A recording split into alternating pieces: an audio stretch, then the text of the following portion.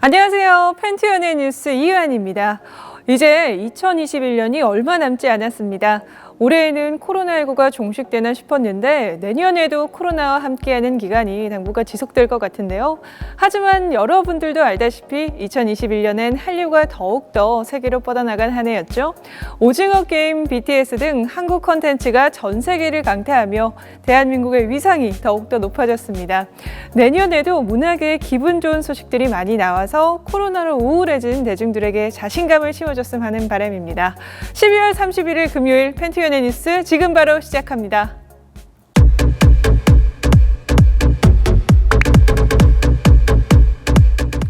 한 주간 가장 핫했던 이슈들을 전해주는 한류 이슈 픽입니다. 이번 주는 어떤 이슈들이 기다리고 있을까요? 첫 번째 소식입니다. 대한민국 영화계 톱스타 정우성과 황정민이 김성수 감독의 신작 서울의 봄에 출연합니다. 이 둘은 이미 김성수 감독의 전작인 아수라에서 함께 연기 호흡을 맞춘 바 있죠. 아수라에서 보여줬던 강렬한 연기를 서울의 봄에서 다시 볼 수 있을지 정말 기대가 되는데요. 자세한 소식 김나리 기자가 전해드릴게요. 5년 만에 영화 아수라로 함께했던 이들이 뭉쳤습니다. 배우 정우성과 황정민이 김성수 감독의 신작 영화 서울의 봄을 함께합니다.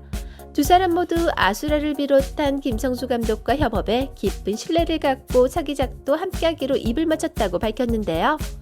서울의 봄은 1970년대 말 대한민국 근현대사를 뒤흔든 실제 사건을 바탕으로 한 영화입니다. 비트, 태양은 없다, 무사, 영어 원적 정복, 감기, 아수라 등을 연출한 충무로 대표 감독 김성수의 8번째 장편 영화로 업계의 주목을 받고 있습니다. 특히 비트, 태양은 없다, 무사, 아수라까지 인연을 쌓아온 오랜 영화 동료 정우성과 무려 5번째 호흡이고요. 뿐만 아니라 황정민도 아수라에 이어 2번째 김성수 감독의 작품에 참여합니다. 2016년 개봉해 259만 명을 동원한 범죄 영화 아수라로 충무로의 새로운 마초 케미를 형성한 정우성과 황정민이 서울의 봄에서는 어떤 모습을 보여줄까요? 서울의 봄은 2022년 상반기 크랭크인 예정입니다. 2022년 새해 첫 범죄 액션 영화 특송이 제51회 노테르담 국제영화제에 공식 초청됐습니다. 배우 박소담의 첫 원톱 주연 영화인지라 일찍이 큰 주목을 받은 작품이죠. 특송이 노테르담 국제영화제에 진출할 수 있었던 원동력은 무엇인지 자세한 소식 지금 함께 만나보시죠. 박소담이 주연을 맡은 영화 특송이 제51회 로테르담 국제영화제에 공식 초청됐습니다. 전 세계 10대 영화제로 꼽히는 네덜란드의 로테르담 국제영화제는 각국의 명작을 발굴해오며 유럽의 선댄스라는 칭호를 받은 세계 유수 영화제입니다. 헤르빈 탐스마 로테르담 국제영화제 프로그래머는 특송은 흥미롭고 유쾌하면서도 긴장감 넘치는 입체적인 영화라고 평가했고요. 또 박수담 배우가 영화의 중심으로 활약해 극을 완벽하게 이끌어간다. 기생충으로 전 세계적 인기를 얻은 그녀의 새로운 매력을 충분히 만날 수 있는 작품이다. 박대민 감독이 선사하는 특송의 스릴 있고 박진감 넘치는 영화적 경험을 모두가 즐길 수 있기 바란다라고 작품에 대한 높은 만족감을 드러내며 초청 이유를 밝혔습니다. 특송이 초청된 부분은 하버 섹션인데요. 하버 섹션은 2021년 신설되어 높은 수준을 겸비한 다양한 작품을 선보이는 장으로 영화 내 가장 큰 규모를 자랑합니다. 이수만, 방시혁, 봉준호 등 한국 문학의 거물들이 미국 버라이어티 500에 선정됐습니다. 특히 이 리스트에는 세계 여러 유명 인사들이 이름을 올렸기에 그 의미가 남다른데요. 자세한 소식 지금 만나보시죠. 이수만 SM엔터테인먼트 총괄 프로듀서, 방시혁 하이브장, 봉준호 영화감독 등이 미국 버라이어티 500에 선정됐습니다. 매년 전 세계 미디어 산업을 이끄는 영향력 있는 비즈니스 리더 500인을 발표하는 리스트 버라이어티 500은 2017년부터 시작됐습니다. 특히 이수만 SM 총괄 프로듀서는 5년 연속 이름을 올렸는데요. 5년 연속 해당 리스트에 이름을 올린 이로는 팀 쿡 애플 CEO, 스티븐 스필버그 감독, 리드 헤이스팅스 넷플릭스 공동 CEO, 제프 베이조스 아마존 회장 등이 있지만 한국에는 이 프로듀서가 처음입니다. 버라이어티는 그에 대해 선두적인 K-팝 레이블 SM의 창시자이자 전 세계 음악 산업의 주역이라고 평가했습니다.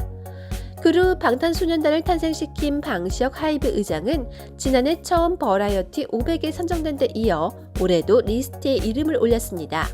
이 밖에 봉준호 감독과 한국 영화의 미국 진출에 크게 기여하고 있는 CJ그룹 이미경 부회장, 영화 미나리의 배우 스티븐 연 등도 버라이어티 500에 포함됐습니다. 마지막 소식입니다. 마동석과 정우현이 미국 버라이어티 선정 2021년 일약 스타에 선정이 됐습니다. 올해 마블 영화 이터널스를 통해 헐리우드 데뷔식을 치른 마동석은 이제 글로벌 스타로 발돋움하는 기세를 보이고 있는데요. 오징어 게임으로 세계적인 신드롬의 주인공이 된 정우현은 더 이상 설명이 필요 없는 글로벌 스타죠. 미국 매체가 눈여겨본 두 아티스트, 지금 함께 만나보시죠. 정우현, 마동석이 미국의 유명 매거진인 버라이어티 선정 2021년 일약 스타로 뽑혔습니다.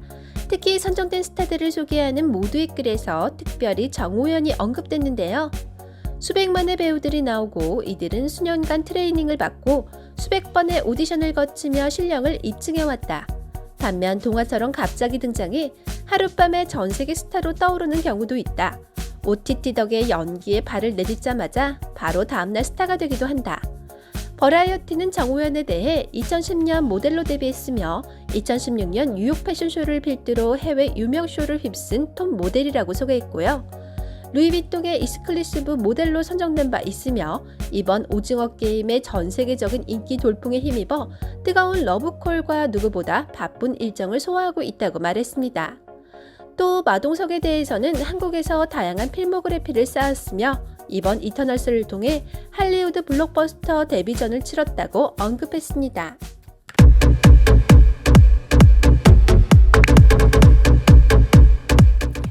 이번 코너는 한류 콘텐츠와 함께 한류 단어를 배워보는 코너 한티처입니다. 첫 번째로 소개해드릴 단어는 격공입니다. 격공은 격하게 공감한다의 줄임말인데요. 공감 능력이 뛰어난 사람들에게 자주 사용되는 말입니다. 여러분 모두 학창시절이나 직장생활에 대해 이야기할 때 공감되는 부분이 많아 서로 놀라신 적이 많으시죠? 격공은 바로 이런 상황에 어울리는 단어가 아닌가 싶네요. 두 번째로 소개해드릴 단어는 강퇴입니다. 강퇴는 강제 탈퇴의 줄임말인데요. 주로 인터넷 공간에서 여러 명이 채팅을 할 때 무례한 글을 올린 사람이 모임에서 강제로 제외될 때 쓰이는 말이죠. 현재 인터넷 문화가 발전하다 보니 온라인 공간에서도 지켜야 할 규범들이 많아졌는데요. 일상생활과 마찬가지로 인터넷에서도 기본적인 예의를 갖춤으로써 강퇴당하는 일은 없어야겠죠?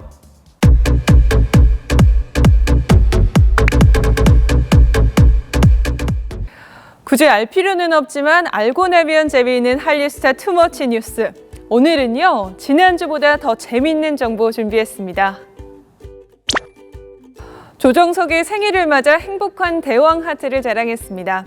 26일 배우 조정석의 소속사 잼 엔터테인먼트의 공식 인스타그램에는 해피 버스데이 조정석, 오늘은 해피 조정석 데이, 정석 배우의 생일을 진심으로 축하합니다. 가장 행복한 오늘은 대왕 하트와 함께, 대왕 귀여운 정석 배우와 함께 라는 글과 함께 여러 장의 사진이 게재됐는데요. 사진 속 조정석은 커다란 하트 풍선을 안고 귀여운 잔망미를 뽐내고 있는데요. 훈훈한 그의 비주얼이 팬들의 마음을 심쿵하게 할 법하네요. 명세빈이 친구와 화려한 홈파티를 자랑했습니다. 지난 24일 오후 배우 명세빈은 자신의 인스타그램을 통해 샵 2021 크리스마스, 샵 친구가 있어서 참 좋다, 만난 거 이쁘게 차렸네, 역시 짱이라는 글과 함께 몇 장의 사진을 게재했는데요. 공개된 사진 속 명세빈은 친구네 집에서 조촐하게 파티를 즐기고 있는 듯 합니다. 명세빈은 카메라를 응시하며 환한 미소를 지었는데요. 여전히 화려하게 빛나고 있는 동안 미모가 정말 인상적입니다. 홈파티 스케일도 어마어마한데요. 다양한 음식들이 깔끔하게 차려져 있고 케이크에 와인까지 곁들여져 분위기를 더했으니 이보다 더 완벽한 홈파티가 있을까 싶네요. 팬티 연예 뉴스 오늘 준비한 소식은 여기까지입니다. 이제 정말 새해가 다가오고 있는데요. 올해 있었던 안 좋은 기억들을 모두 잊으시고 좋은 기억들만 간직한 채 2022년에 문을 활짝 여는 게 어떨까요? 그 좋은 기억들이 다음 해에 더욱더 큰 행복을 키워주는 자양분이 될 것이라고 믿습니다. 다음 주에도 더 알찬 소식으로 찾아뵙겠습니다.